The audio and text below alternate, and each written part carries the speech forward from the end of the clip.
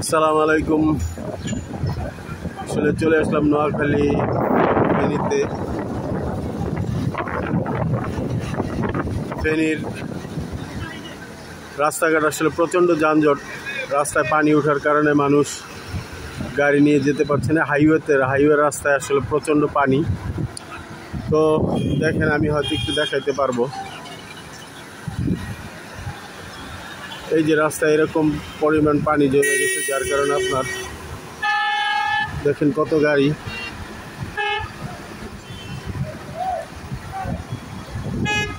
এগুলো আশ্রয় কেন্দ্র, তেল পাম্পগুলো আশ্রয় কেন্দ্র হয়ে গেছে।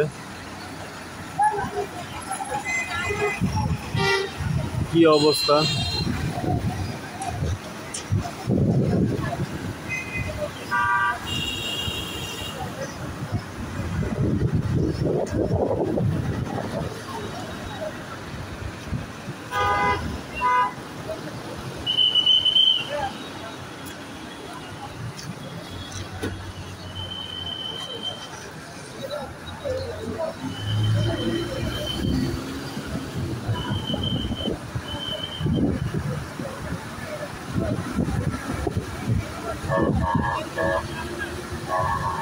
দেখেন পানি এরকম ভাবে উঠছে, সিএনজি গুলো ডুবে গেছে, গাড়িগুলো পানির তলায় গেছে, চলে গেছে, দোকানগুলো বাইসে গেছে।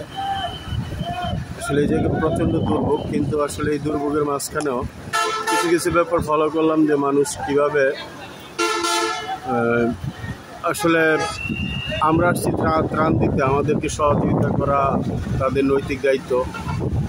কিন্তু তারা সেই জায়গা থেকে হয়তোবা আমি ধারণা করতেছি যে তাদের পাশে নৌকা থাকলে অবশ্যই করতো, কিন্তু নৌকা আশেপাশে অনেক আছে, কিন্তু কেউ নৌকা নিয়ে সাহায্য সহযোগিতা করার চিন্তা ভাবনা কারো মাথায় নাই। কেউ আসছে গাড়ির পিছনে একটা দুইটা তিনটাও নিয়ে যেতেছে, চারটাও নিয়ে যেতেছে, পাঁচটাও নিয়ে যেতেছে এক ফ্যামিলির জন্য। কিন্তু আমরা এত কষ্ট করে এই জায়গায় পৌঁছানোর পর যদি তাদের জন্য আমরা যে ত্রাণ নিয়ে আসছি এগুলো দেওয়ার জন্য, শুধু তাদেরকে দেওয়ার জন্য আসছি, তো এই জায়গায় যদি তাদের সহযোগিতা না পাই তাহলে আসলে আপনার মনটা অনেক খারাপ হয়ে যেত। বর্তমানে আসলে মনটা একটু খারাপ, কারণ রাস্তায় তীব্র যানজট পার হওয়ার পর তাদের কাছে আসার পর আসলে এই জায়গায় সর্বোচ্চ বিরক্তিতায় পড়তেছি এখন, যে আসলে নৌকা নেই। নৌকা না থাকার কারণে আসলে এরকম পরিস্থিতি তৈরি হয়েছে।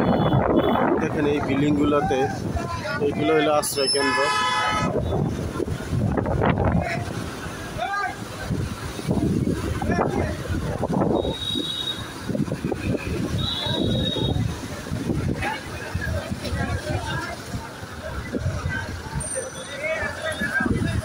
এগুলো সব পানি দেখেন।